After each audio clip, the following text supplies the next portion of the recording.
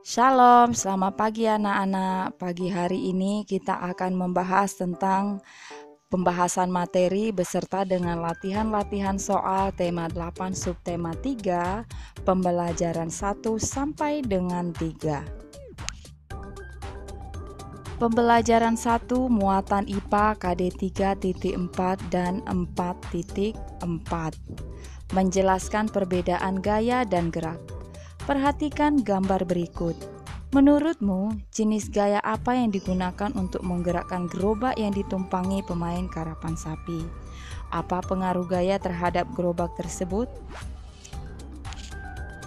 Gaya yang digunakan untuk menggerakkan gerobak yang ditumpangi pemain karapan sapi adalah gaya otot dan gaya tarik.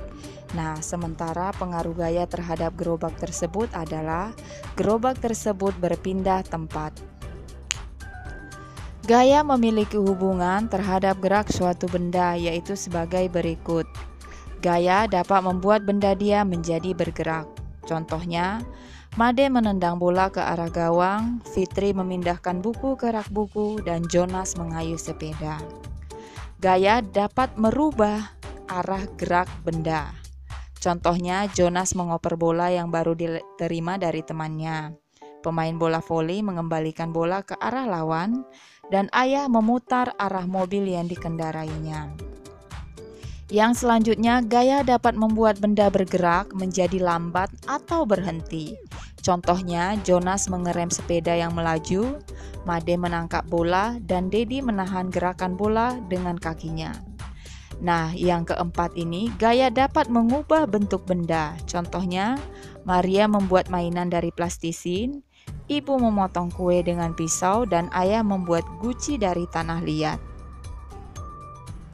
Muatan bahasa Indonesia KD 3.9 dan 4.9 menentukan peran tokoh dalam teks fiksi. Berdasarkan peran di dalam teks fiksi, tokoh dibedakan menjadi tokoh utama dan tokoh tambahan. Tokoh utama adalah tokoh yang senantiasa diceritakan sepanjang cerita dan tokoh yang mempengaruhi alur. Tokoh tambahan mendampingi tokoh utama dan hanya muncul sesekali dalam alur dan konflik cerita. Bu Pena halaman 62 sampai dengan 63 latihan muatan bahasa Indonesia KD 3.9. Bacalah cerita Putri Tangguk di buku Bu Pena halaman 62. Kemudian tuliskan nama tokoh serta peran mereka masing-masing. Yang pertama, Putri Tangguk berperan sebagai tokoh utama yang bersifat boros, mudah marah, dan sombong. Yang kedua, suami Putri Tangguk itu perannya sebagai tokoh tambahan. 3. Anak-anak Putri Tangguk juga sebagai tokoh tambahan. Dan yang keempat, Bapak Tua itu perannya sebagai tokoh tambahan yang bersifat baik dan suka menasehati. Muatan SBDP KD 3.1 dan 4.1 menjelaskan karya seni 3 dimensi. Karya seni 3 dimensi merupakan karya seni yang memiliki panjang, lebar, dan tinggi. Karya seni rupa 3 dimensi dapat dilihat dari berbagai sisi yang berbeda, baik depan, atas, bawah, maupun belakang. Berikut beberapa bentuk benda 3 dimensi. Yang pertama, benda bebas. Benda bebas adalah benda yang memiliki bentuk tidak beraturan namun memiliki volume. Contohnya bebatuan, buah-buahan, dan pohon. Yang kedua, benda berbentuk kubus. Benda berbentuk kubus adalah benda yang memiliki bentuk menyerupai kubus atau balok. Contohnya kotak pensil, lemari, dan bak penampungan air. Yang ketiga, benda berbentuk tabung. Benda berbentuk tabung merupakan benda yang memiliki bentuk seperti tabung. Contohnya gelas, botol, mangkok, dan vas bunga. Yang keempat, benda berbentuk bola.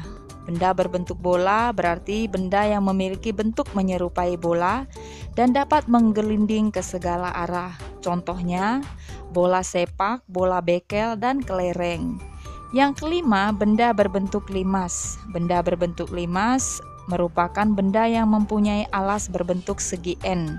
Segi N ini bisa segi 3, segi 4, atau segi 5. Dan bidang sisi tegaknya mempunyai bentuk segitiga.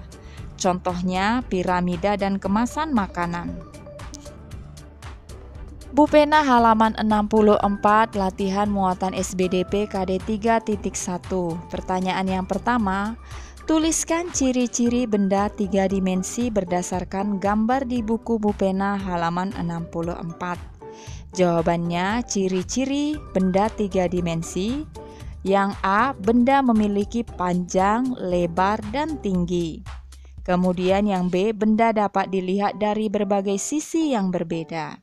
Pertanyaan nomor 2, bentuk apakah yang mewujudkan pada karya di buku Bu Pena halaman 64? Jelaskan alasannya. Jawabannya, bentuk yang diwujudkan pada karya adalah bentuk tabung. Alasannya, benda tersebut memiliki ciri-ciri yang dimiliki oleh tabung, yaitu 2 lingkaran dan 1 selimut. Pertanyaan nomor 3, tuliskan masing-masing 5 contoh benda 3 dimensi yang memiliki bentuk tabung, kubus, dan bentuk bebas.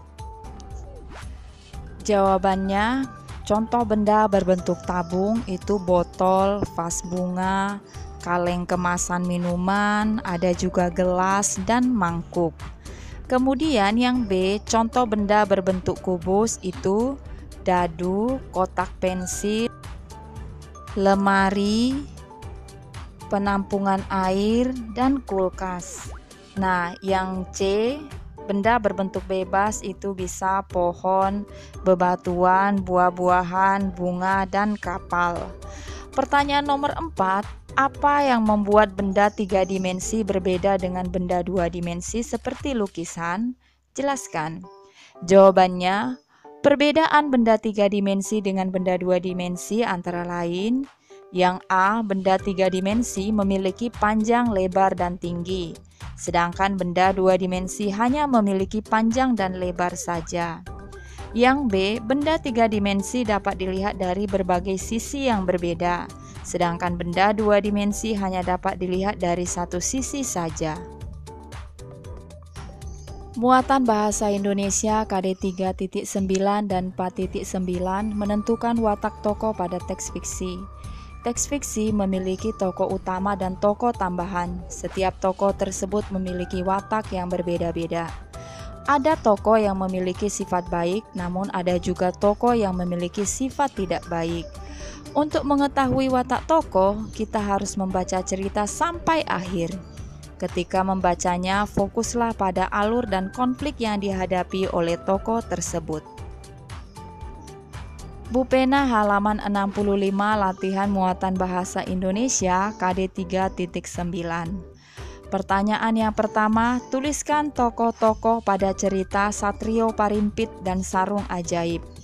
Jawabannya, tokoh-tokoh pada cerita tersebut adalah Prabu Batur Kundalawangi, Satria Parimpit, dan penjaga istana.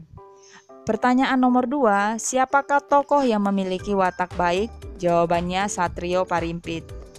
Pertanyaan nomor 3, siapakah tokoh yang memiliki watak tidak baik? Jawabannya Prabu Batur Kundalawangi. Pertanyaan nomor 4, tuliskan kesimpulan cerita Satrio Parimpit dan Sarung Ajaib menggunakan bahasamu sendiri. Nah, ini bisa berbeda-beda ya anak-anak.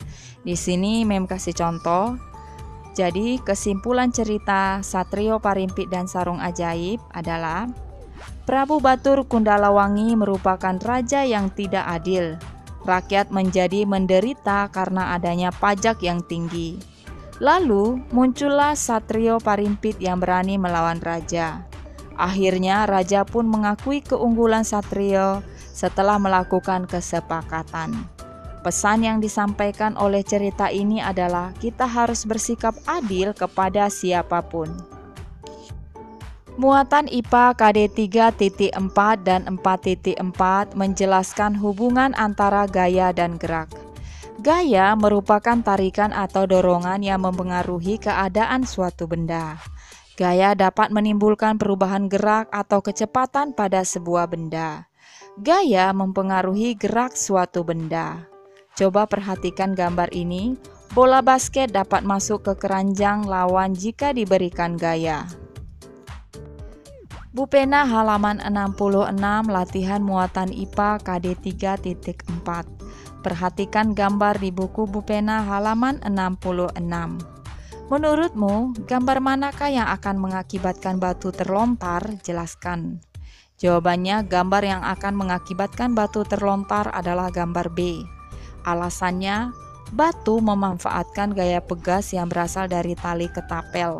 Tali ini bersifat elastis sehingga ketika tali ini ditarik lalu kembali ke ukuran semula, batu ini juga akan terlontar.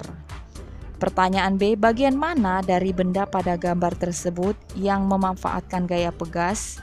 Jawaban, bagian dari benda pada gambar tersebut yang memanfaatkan gaya pegas adalah tali ketapel.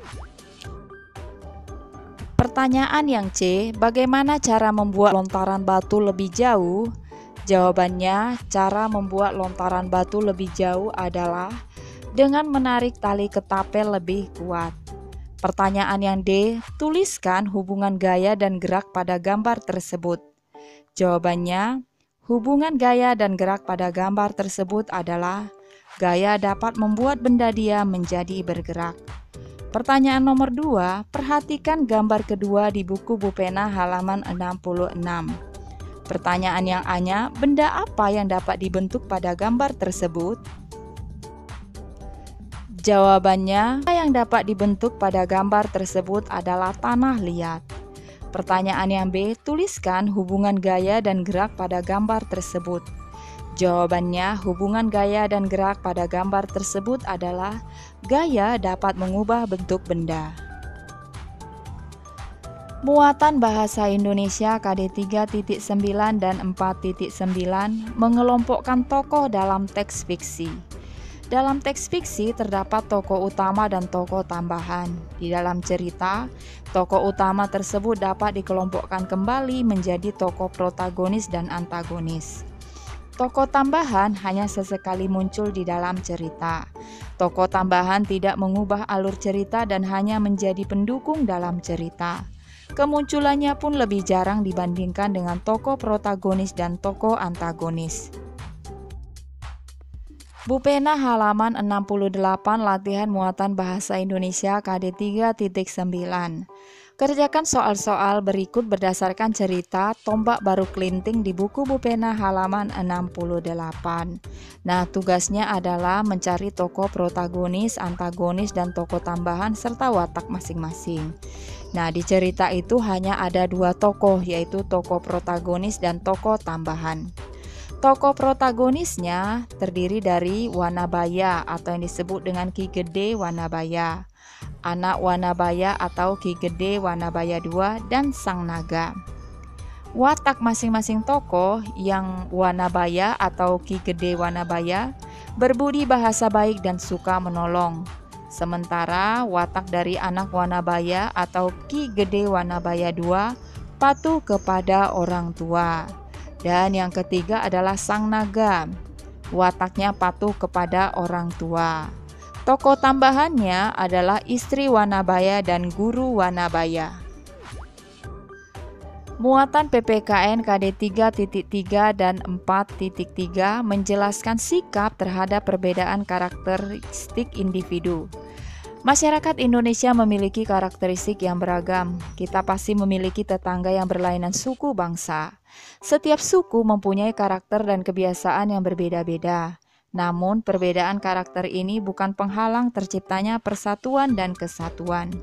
Upaya yang dapat kita lakukan terhadap perbedaan karakter antara lain, tidak menjelekkan suku bangsa lain, bertutur kata yang ramah dan sopan, berteman dengan semua tetangga tanpa membedakan suku bangsa, serta menghargai kebiasaan mereka. Manfaat dari hadirnya perbedaan karakter antara lain, tercipta kerukunan antar sesama, menambah wawasan keanekaragaman suku bangsa dan adat istiadat, serta menumbuhkan rasa persatuan untuk menjaga keutuhan Negara Kesatuan Republik Indonesia. Muatan IPS KD 3.3 dan 4.3 mengelompokkan jenis-jenis pekerjaan. Jenis pekerjaan yang ada di masyarakat beragam, namun pekerjaan-pekerjaan tersebut dapat dikelompokkan menjadi dua, yaitu pekerjaan yang menghasilkan barang dan pekerjaan yang menghasilkan jasa. Pekerjaan yang menghasilkan barang merupakan pekerjaan yang memproduksi berbagai benda yang dapat digunakan untuk kebutuhan sehari-hari. Pekerjaan yang menghasilkan jasa merupakan pekerjaan yang tidak menghasilkan barang, melainkan menghasilkan jasa yang dapat dinikmati oleh orang lain. Bu Pena halaman 70, latihan muatan IPS KD 3.3. Nah, pertanyaannya, tuliskan jenis pekerjaan dan tugas pekerjaan yang dilakukan di lingkungan bidang barang di bawah ini. Yang pertama, lingkungan pegunungan. Jenis pekerjaannya petani teh, tugasnya menanam hingga memanen teh. Yang lingkungan perkotaan, jenis pekerjaan pedagang sayuran, tugasnya menjual sayuran. 3. Lingkungan pantai, jenis pekerjaan pedagang cenderamata, tugasnya menjual cenderamata di pantai. 4. Lingkungan sekitar danau atau waduk, jenis pekerjaannya petambak ikan, tugasnya membudidayakan ikan yang kemudian dijual. Yang 5. Lingkungan sekitar aliran sungai, jenis pekerjaannya penambang pasir, tugas pekerjaannya menambang pasir. Yang kedua, jenis pekerjaan dan tugas pekerjaan yang dilakukan di lingkungan bidang jasa di bawah ini. Nah, di gambar anak-anak bisa lihat ya, lingkungan pegunungan, jenis pekerjaannya jasa pengantar hasil panen, tugasnya membawa hasil pertanian ke pasar atau pabrik. Yang kedua, lingkungan perkotaan, jenis pekerjaannya dokter, tugasnya melayani dan mengobati para pasien. Ketiga, lingkungan pekerjaan pantai, jenis pekerjaannya penjaga pantai, tugasnya melayani pengunjung dan juga sebagai pengawas pantai. 4. Lingkungan sekitar danau atau waduk, jenis pekerjaannya jasa pengiriman, tugasnya mengirimkan hasil budidaya kepada pembeli. 5. Lingkungan sekitar aliran sungai, jenis pekerjaannya jasa pengiriman hasil tambang, tugasnya mengirimkan hasil tambang ke pabrik. Nah, anak-anak, sekian saja pembahasan hari ini. Shalom.